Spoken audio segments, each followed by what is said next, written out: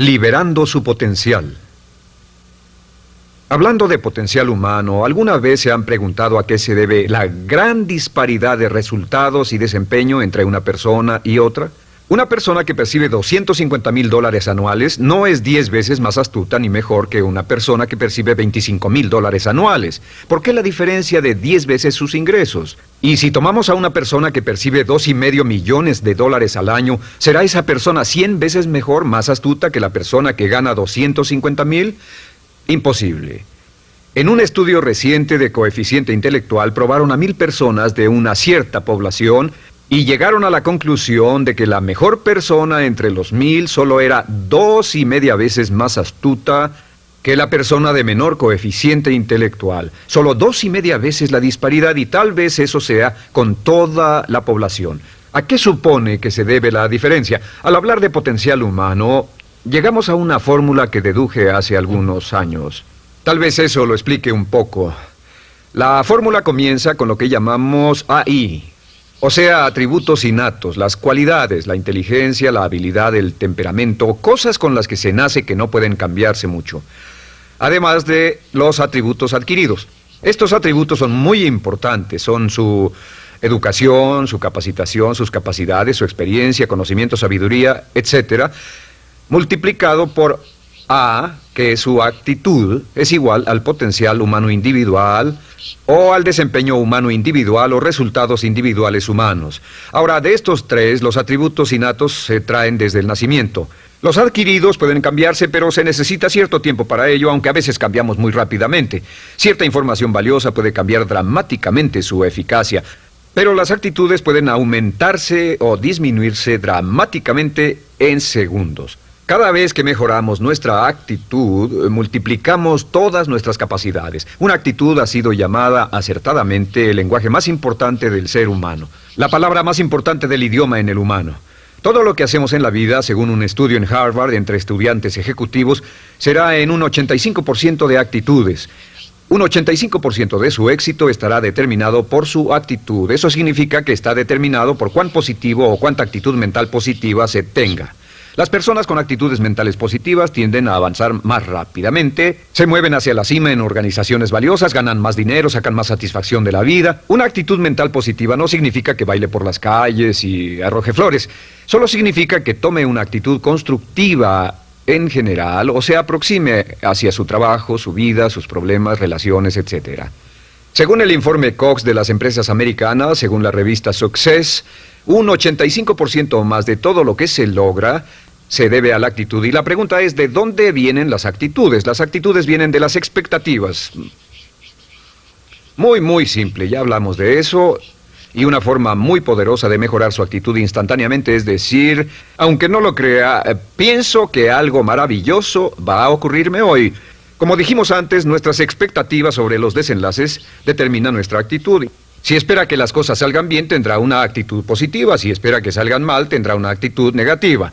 Y lo maravilloso es que podemos fabricar nuestras expectativas. Podemos esperar lo que deseamos. Podemos esperar cosas buenas, cosas malas, y no nos decepcionaremos.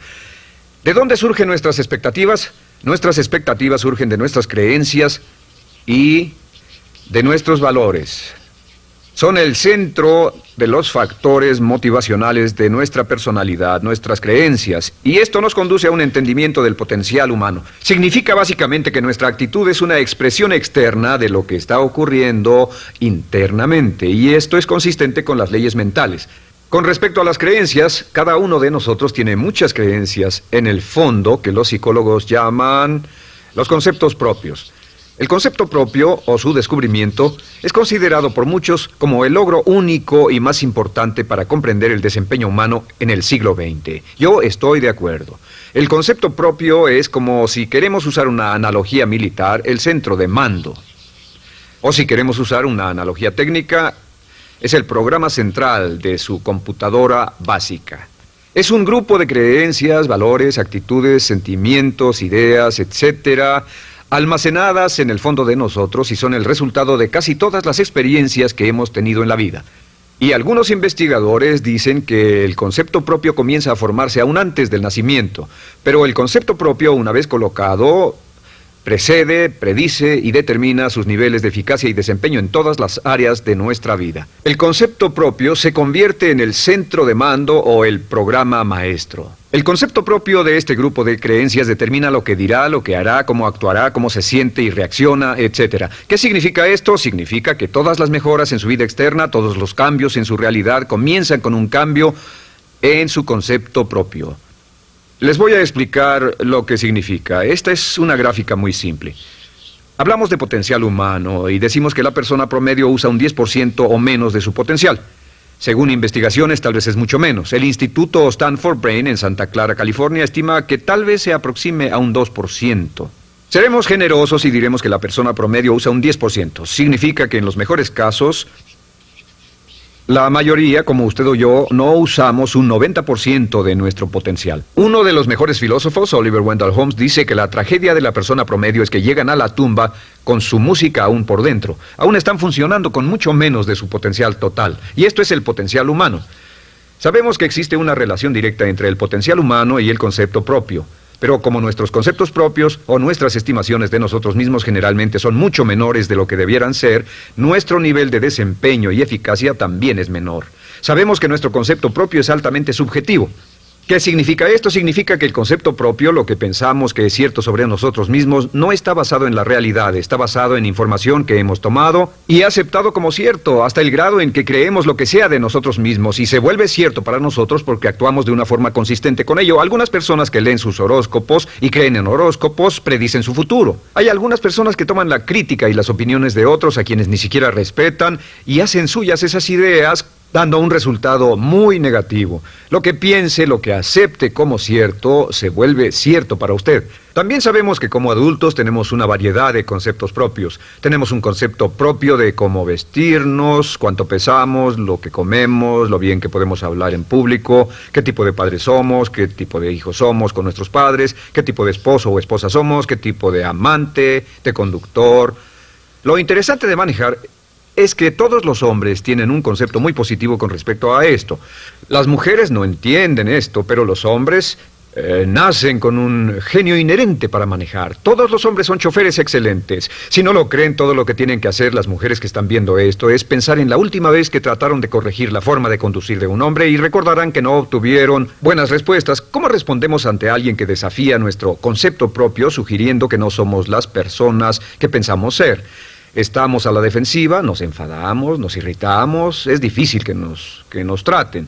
Tenemos un concepto propio de lo creativos que somos, lo inteligentes, lo rápido que leemos, lo bueno que somos en los deportes, y si practicamos una gran variedad de ellos, tenemos un concepto propio para cada uno de ellos. Tenemos un concepto propio de lo bien que cocinamos, de lo bien que educamos a nuestros hijos, de lo bien que limpiamos nuestra casa, los autos que manejamos, etc. Y también de lo que valemos por lo que ganamos. Es muy interesante saber que nunca ganamos más del 10% de nuestro concepto propio en ingresos. Nuestro concepto propio determina nuestro nivel de ingresos. Este nivel de concepto propio se llama zona de confort. Y aunque querramos más dinero, veremos que la tendencia humana natural de todas las actitudes es luchar por lograr entrar a la zona de confort y luego quedarnos ahí. Si ganamos un 10% por encima de nuestro concepto propio de ingresos, tendremos una necesidad imperante de deshacernos de ese dinero. Lo donaremos, lo gastaremos en forma extravagante y hasta lo perderemos si recibimos demasiado. Las personas que ganan la lotería siempre están quebradas a los 2 o 3 años. Queman el dinero porque ese dinero está más allá de su concepto propio. Si gana 10% o menos de su nivel de concepto propio, se descubrirá luchando, trabajará más duro, más tiempo, pensará en forma más creativa, buscará diferentes formas para aumentar sus ingresos o sus segundos ingresos. La única forma de mejorar cualquier parte de su vida, incluyendo sus ingresos, es aumentando el nivel del concepto propio de sus ingresos, comenzando a pensar en usted como si estuviera ganando más dinero. Si quiere bajar de peso, la única forma en que podrá lograrlo es pensando en que está delgado. Piense en usted mismo como una persona más delgada. Si quiere volverse una persona más popular, más amorosa, más feliz o más sana, comience a pensar una y otra vez en esas cosas hasta que se vuelvan parte de su nuevo concepto propio. Hablaremos de eso más adelante. Es una parte esencial de la programación de su mente hacia el éxito. Su concepto propio global está determinado por el promedio de sus conceptos propios en las áreas que considere importantes. Ahora, su concepto propio está formado de 3 partes críticas. La primera parte del concepto propio es el ideal propio. El ideal propio es la persona que más desearía ser, es su idea de lo que constituye un ganador, es su visión ideal de lo mejor que puede ser usted. Nada más, una de las cosas que sabemos de las personas con éxito es que las personas con éxito tienen ideales propios muy claros, ideales claros de quién quieren ser en el futuro. Las que no tienen éxito tienen ideales muy vagos. El número 2 es la autoimagen. La autoimagen es como un retrato de cómo se ve a sí mismo y lo que piensa de sí mismo. La autoimagen es el espejo interno, es como se percibe a sí mismo ahora en su desempeño actual, en forma cotidiana. La tercera parte es su autoestima. Su autoestima es cómo se siente consigo mismo. Cómo se siente consigo mismo es la fuerza motriz, el motor, la fuerza poderosa dentro de su subconsciente. Es la fuerza de energía dentro de su concepto propio y determina casi todo lo que le pasa. La mejor definición de autoestima es cuánto se agrada a sí mismo. Cuánto se agrada a sí mismo como esposo, cuánto se agrada a sí mismo como empleado, cuánto se agrada a sí mismo como jefe, como inversionista, como orador profesional, como atleta, etcétera. Según se agrade a sí mismo, su nivel de autoestima, su sentimiento emocional global respecto a cualquier área de su vida, determina su desempeño y su eficacia en dicha área. Lo sorprendente es que se convierte en lo que piensa, su concepto propio es maleable, su autoestima puede formarse repitiendo una y otra vez, me agrada mi persona, me agrada mi persona, me agrada mi persona. Me agrada mi persona, me agrada mi persona, me agrada mi persona. Entre más se repita, me agrada mi persona, me agrada mi persona, entre más lo repita una y otra vez, más crecerá su autoestima y entre más crezca su autoestima, más crecerá su concepto propio global. Cuando crezca su concepto propio global, su desempeño será mejor en todo lo demás que emprenda. Cada vez que diga, me agrada mi persona, me agrada mi persona, me agrada mi persona, me agrada mi persona, me agrada, será como bombearse psicológicamente. Todo lo que pase que haga que su autoestima suba, hará que se comporte mejor. Todo lo que haga que su autoestima baje, hará que se comporte peor, que cometa errores, que sea infeliz, etc.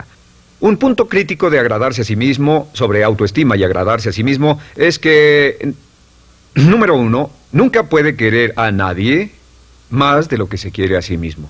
Que su nivel de autoestima es determinante de la calidad de relaciones que tenga con los demás. Y número 2, es que nunca puede esperar que nadie más lo quiera o respete más de lo que se respeta a sí mismo. Cuanto se agrade o se respete a sí mismo, determina sus actitudes hacia usted. Todas las escuelas de psicología actualmente están de acuerdo en el hecho de que depende de lo que usted realmente se quiera y se respete a sí mismo como un ser humano valioso e importante, tiene efecto sobre todo lo que le pase. Cuánto se agrade a sí mismo, y lo que puede hacer es mejorar su autoestima diciendo me agrada mi persona, me agrada mi persona, me agrada mi persona, me agrada mi persona. Y esto nos lleva a la pregunta, ¿de dónde viene el concepto de autoestima? Y descubrimos que el concepto propio es maleable, puesto que no nace con este concepto propio, no nace con ninguna idea sobre sí mismo, no nace con autoimagen ni autoestima. Nace, en cierto modo, como potencial propio. Es la mejor forma de plantearlo. La persona promedio llega al mundo como potencial puro.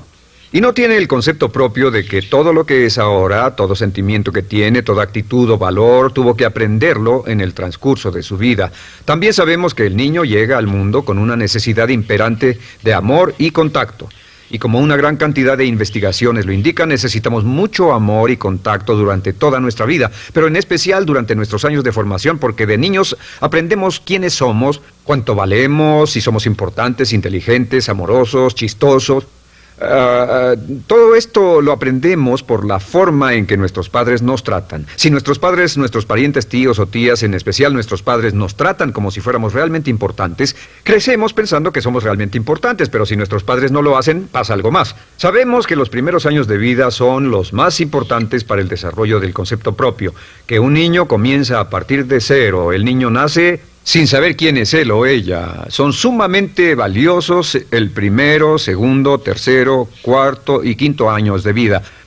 Algunos psicólogos pensaban que eran los 5 primeros años, pero ahora dicen que son los 3 primeros años. En sus 3 primeros años de vida el niño aprende quién es y dicen que si se les da suficiente cantidad y buena calidad de amor en los 3 a 5 primeros años, los prepara usted de por vida. Los coloca en una base sólida de autoestima y confianza en sí mismos, valor e importancia realmente. Existe una relación directa entre la calidad y la cantidad de amor y el desarrollo de una personalidad sana. Entre más amor, amor incondicional, reciba un niño en sus años formativos, más fuerte será la base de su personalidad. El reverso de la educación es que casi todos los problemas de psicosis, neurosis, perturbaciones de la personalidad y problemas de comportamiento surgen de los problemas que se tengan con el concepto propio.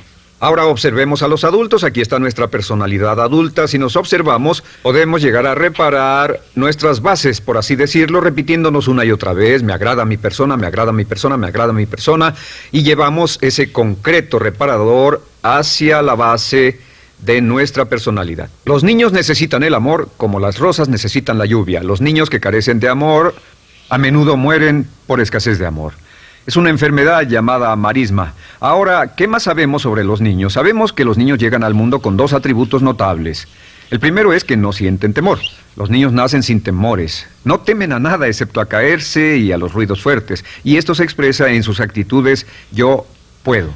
Los niños llegan al mundo pensando que pueden hacer cualquier cosa, y quien haya criado a un niño hasta la edad de 3, 4 o 5 años sabe que debe pasar esos primeros años evitando que se maten, porque son como pilotos japoneses, porque no le tienen miedo a nada. Su segundo atributo es que llegan al mundo totalmente espontáneos. Dicen lo que quieren, hacen lo que quieren, son totalmente desinhibidos. Totalmente. Ellos no temen hacer nada de lo que desean, y esto se expresa en su actitud: no quiero. No tengo que hacerlo. Si ha tratado de controlar a un niño, lo habrá visto. Lo primero que dicen cuando comienza a darle órdenes, lo primero que aprenden es: no tengo que hacerlo. Claro, a veces cambiamos sus mentes de una u otra forma, pero estos son los dos atributos con los que los niños llegan al mundo. Llegan al mundo sin temores y desinhibidos. ¿Qué significa esto? Significa que nuestro derecho innato natural es no ser temerosos y ser desinhibidos. Y solo cuando podemos crear la misma situación en nuestra vida adulta, cuando no tememos y somos desinhibidos, nos sentimos a gusto con nosotros mismos. Las mejores organizaciones, las mejores compañías son las que crean un ambiente donde nos sentimos sin temores y sin reservas para ser nosotros mismos y para hacer lo mejor de nosotros. Al crecer descubrimos que los niños aprenden de dos maneras. La primera es por imitación. Imitan a uno o a ambos padres, en especial al padre dominante. Algunas veces el padre dominante cambiará cuando crezca el niño, y a veces los niños imitan al padre, a veces a la madre, pero aprenden por imitación. Muchas características y hábitos que tenemos como adultos los aprendimos de nuestros padres. ¿Alguna vez ha tenido la ocasión de gritarle o reñirle a uno de sus hijos? Verá que le dice las mismas cosas que le dijo su padre a usted cuando era niño. Así que imitamos. A veces imitamos su caminar, a veces su forma de hablar, a veces imitamos sus valores, sus creencias, etc. Aunque esos valores y esas creencias no tengan ningún valor. ¿Por qué? Porque nuestros padres eran así cuando nosotros éramos niños. La segunda forma en que aprendemos es pasando de la incomodidad, lo que no se siente bien, hacia la comodidad. Freud llamó a esto el principio del placer. O sea que nos movemos hacia aquello que nos hace sentir cómodos, lo que nos da placer, lo que nos hace sentir bien con nosotros. Nos movemos de la incomodidad hacia la comodidad. Así es como aprendemos a no mojar el pañal, por ejemplo. Sabemos que no es agradable caminar con popó o pipí en nuestros pañales. Vemos lo que hacen nuestros padres, vemos lo que nuestros parientes hacen y decimos: estas personas no hacen lo que yo. Así aprendemos a caminar y lo demás. Así que de la incomodidad hacia la comodidad. Durante toda nuestra vida, por cierto, así es como aprendemos. Imitamos leyendo lo que otras personas hacen, estudiando libros y en el trabajo, imitamos cuando vamos a la escuela, y hacemos lo que nos da resultados positivos, lo que nos da refuerzos positivos, y hacemos cada vez menos las cosas que nos causan incomodidad o dolor. Ahora, muy temprano en la vida, como equivocación o como resultado de una equivocación que los padres cometen en la crianza, los niños comienzan a aprender hábitos y patrones negativos. Los patrones y hábitos negativos tienen sus raíces principalmente en la crítica destructiva. La crítica destructiva comienza muy temprano en la vida, a veces en los primeros meses. Y la crítica destructiva la usan los padres para dirigir y controlar a sus hijos. Desafortunadamente, tiene un efecto muy peligroso y dañino sobre nosotros, ya que la crítica destructiva tiende a minar la integridad de la personalidad del niño. Muchos de nosotros, incluyéndome a mí y a muchos de ustedes, Nos hemos visto minados y heridos por la crítica destructiva más que todas las guerras en la historia. Ahora, como resultado de la crítica destructiva, comenzamos a desarrollar hábitos y patrones negativos. Los patrones de hábitos negativos son respuestas condicionadas hacia los estímulos. Los patrones de hábitos negativos se desarrollan en los inicios de la vida. Se desarrollan como resultado de una repetición del temor y el dolor una y otra vez. Se desarrollan como resultado de la crítica destructiva, el castigo físico, etc. En los inicios de la vida comenzamos a desarrollar dos manifestaciones que nos persiguen durante toda nuestra vida y más que ninguna otra cosa inhiben nuestro potencial. La primera es la llamada patrón de hábito negativo inhibido. El patrón de hábito negativo inhibido se aprende cuando al niño le dicen una y otra vez no. Aléjate de ahí, no toques eso, y se le castiga. Cuando el niño intenta algo nuevo, o se involucra con algo, o huele algo, o derrama algo, o rompe algo accidentalmente, el padre estalla y se enfada mucho. Como ven, el niño está impulsado por la curiosidad insaciable de explorar su mundo. Y lo que pasa es que cuando lo explora o se interesa y echa a perder algo, si el padre reacciona golpeando al niño, el niño comienza a pensar cada vez que intento algo nuevo, cada vez que intento algo diferente, cada vez que voy más allá de mis límites, cada vez que me salgo de mi zona de comodidad, cada vez que no juego sanamente, me golpean, me castigan, me lastiman, me envían a mi alcoba y me siento mal. Y muy pronto el niño desarrolla el sentimiento de no puedo, no puedo. No puedo. Cada vez que trato algo diferente, me castigan. No puedo, no puedo, no puedo. Es como la respuesta de Pavlov. Pavlov sonaba la campana y le daba de comer a un perro, y el perro salivaba y Pavlov alimentaba al perro. Mientras sonaba la campana, el perro salivaba y siguió haciendo eso, y después Pavlov solo sonaba la campana y el perro salivaba. Lo que pasa en la vida adulta es que esto crea lo que llamamos temor al fracaso. El temor al fracaso es una respuesta condicionada a un proceso de crítica destructiva que ocurre en los primeros 5 o 6 años de la vida. El temor al fracaso automáticamente nos activa, nos sentimos ansiosos, tensos, intranquilos, sentimos presiones y estrés en nuestro plexo solar, sentimos ganas de retirarnos del evento, y el temor al fracaso es la razón principal por los fracasos en la vida adulta. Es la razón principal por la que evitamos cumplir plenamente nuestro potencial. De hecho, todos los patrones de hábitos negativos se experimentan en el cuerpo físico. Puede saber cuál es un patrón de hábito negativo porque se siente en el cuerpo físico, precisamente. El patrón de hábito negativo inhibido, el temor al fracaso, el no puedo, ocurre primero que todo en el plexo solar. ¿Ha tenido la ocasión donde debe hablar frente a un grupo, debe ir a una revisión de su desempeño, debe hacer una llamada determinante? Primero su plexo solar se aprieta. Si el temor continúa, su respiración se acelera. Su corazón comienza a latir apresuradamente, su frecuencia respiratoria aumenta y le duele la cabeza como migraña en la parte frontal, su garganta se le cierra y no puede hablar y se le seca la boca por completo, y como se pone tan tenso y asustado, va corriendo al baño. Estas son todas las manifestaciones. No hay peligro físico, pero sí peligro psicológico, una respuesta condicionada. Cuando sentimos estas cosas, la tendencia es retirarse de la situación que las ocasiona, y es la razón por la que no logramos mucho si retrocedemos. Es muy importante. El segundo patrón de hábitos negativos es el compulsivo. El patrón de hábito negativo compulsivo se aprende cuando a los niños se les dice una y otra vez: más vale que lo hagas. Si no lo haces, tendrás problemas o me las pagarás. A los niños se les convierte en recipientes del amor condicionado. Los padres no intentan hacer esto, pero lo que hacen es sugerirle al niño: no te amo, por lo tanto no estás a salvo, a menos y hasta que hagas lo que yo quiero. El niño crece sintiendo: tengo que hacer lo que quiera mi mamá. Debo complacerla, debo complacer a papá, debo complacer a los demás, debo complacer a mis parientes, y a veces debo complacer a mis semejantes, debo complacer a mis maestros, debo complacer a todo el mundo, y crecen con esto: debo. No puedo hacer lo que quiero hacer, debo hacer lo que complace a las demás personas. Este patrón de hábito negativo muy temprano en la vida se traduce en el temor al rechazo.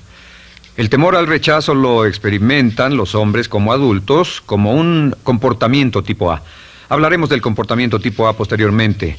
El comportamiento tipo A es una necesidad compulsiva o excesivamente compulsiva de complacer de algún modo a alguien sin normas de comportamiento, prácticamente sin pensarlo. El temor al rechazo nos impulsa, nos hace muy sensibles a las necesidades de los demás. Hacemos cosas que otras personas quieren, no hacemos lo que nosotros queremos. Siempre estamos tratando de complacer a los demás. Tenemos preocupaciones o nos importan las opiniones, sentimientos y actitudes de otros hasta el punto donde ocultamos nuestras necesidades.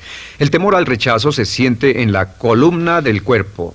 Se divide el cuerpo a la mitad y se siente hacia abajo en la mitad posterior del cuerpo. El primer lugar donde comienza a sentirse el temor al rechazo es generalmente en los hombros y el cuello. Nos sentimos entumidos, duros, tensos. Cuando tenemos mucho que hacer sentiremos un estrés tremendo en la columna. Los músculos se estiran en la parte posterior. A veces se manifestará como flebitis y venas varicosas y a menudo nos darán dolores de cabeza en la parte posterior de esta porque las arterias carótidas que llevan la sangre hasta la cabeza, los músculos a su alrededor se contraen y la cantidad de sangre que fluye hacia la cabeza fluye más lentamente y se siente un terrible dolor de cabeza en la parte posterior. Estos dos temores, los patrones de hábitos negativos compulsivos, el compulsivo y el inhibitorio, son resultado de la crítica destructiva, el gran destructor de la personalidad que nos persigue durante toda la vida. Y lo maravilloso de todo esto es que como son patrones de hábitos aprendidos, podemos olvidarlos. Podemos acabar con el temor al fracaso que nos detiene. Podemos acabar con el temor al rechazo que hace que hagamos cosas que complacen a los demás en vez de complacernos a nosotros, trabajando con nuestra propia autoestima. Porque existe una relación inversa entre la autoestima y el patrón de hábitos negativos. Porque entre más se agrade a sí mismo, menos teme al fracaso.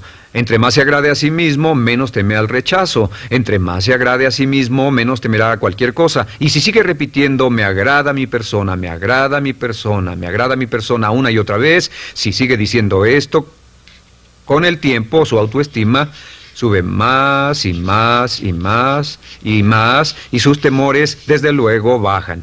Cuando su autoestima sube, sus temores van en dirección opuesta.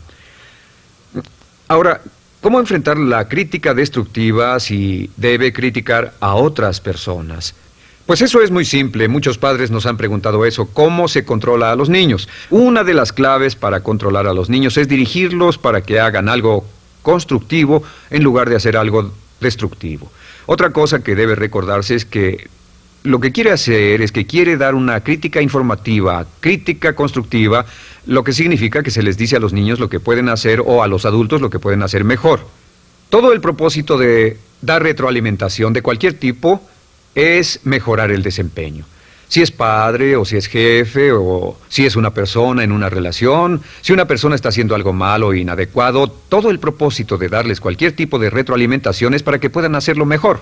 Sin embargo, existe una relación directa entre la autoestima y la crítica destructiva. Cada vez que se critica a una persona, su autoestima baja.